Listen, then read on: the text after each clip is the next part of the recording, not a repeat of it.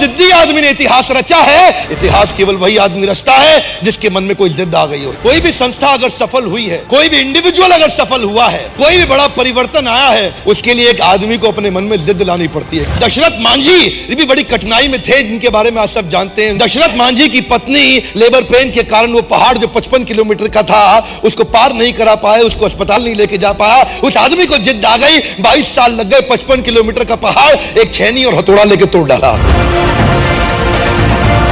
एक source motivation का होता है बिलीफ सिस्टम। बिलीफ सिस्टम ये वो ताकत है आदमी को कुछ भी करने को तैयार कर देती है। आप जानते हैं मंडेला 27 साल जेल में पड़े रहे, कोई प्रॉफिट नहीं, इंसेंटिव नहीं, बिलीफ सिस्टम बड़ा पावरफुल था। गांधी एक बड़ा परिवर्तन क्यों लेके आए? उनको ट्रेन से पहले दर्जे की टिकट साउथ अफ्रीका से धक्का देके बाहर निकाल दिया। अंग्रेजों ने क्या बोला? तेरे को हक नहीं है पहली टिकट लेकर के पहले डब्बे में सफर करने का। गांधी ने बोला मेरे पास टिकट है, बोला तू नहीं बैठ सकता, बाहर निकल यहां से। गांधी ने क्या जवाब दिया? तुमने मुझे ट्रेन से निकाला, come back to my country, I will show you. मैं तुम्हें पूरे देश से बाहर निकाल दूंगा, मैं तुम्हें पूरे देश से बाहर निकाल दूंगा।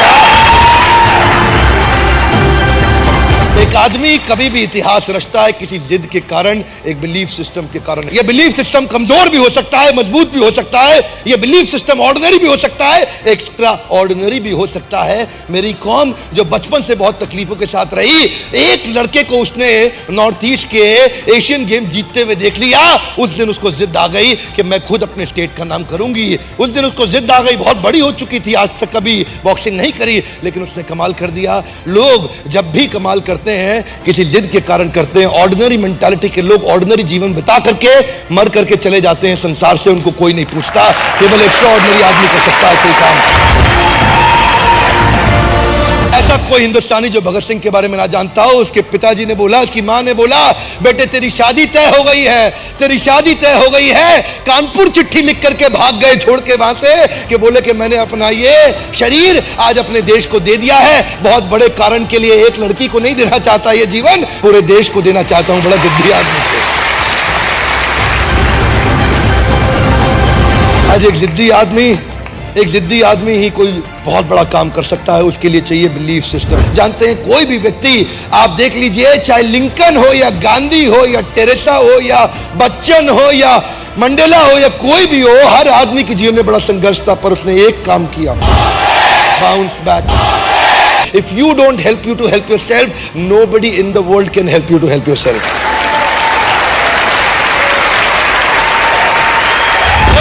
बारे में सोच रहा था, मलाला यूसुफजई जो 12 साल की उम्र में वो लड़की को उसने क्या बोला, टीवी पे एक इंटरव्यू में बोल दिया, तालिबान की क्या औकात, हमारी लड़कियों की पढ़ाई को रुकवा दे, उनके पास अधिकार नहीं है, मैं पढ़ना चाहती हूं, मैं पढ़ूंगी। और कुछ ही दिनों के बाद 2013 में क्या हुआ, एक आदमी बंदूक लेकर के तालिबानी उठा, बस को खोला, बस के अंदर घुस गया उसकी स्कूल की बस में और पूछा कौन है मलाला? वो बोली मैं हूं मलाला, और 3 गोलियां मारी, उसके सर से निकल के फट के कंधे में आ गई। और जानते हैं आप में से कई लोग होंगे जिनका 12 साल का बच्चा होगा, 12 साल के बच्चों को 3 गोलियों से मार दो, और उसने अपने आंदोलन को और तेज कर दिया।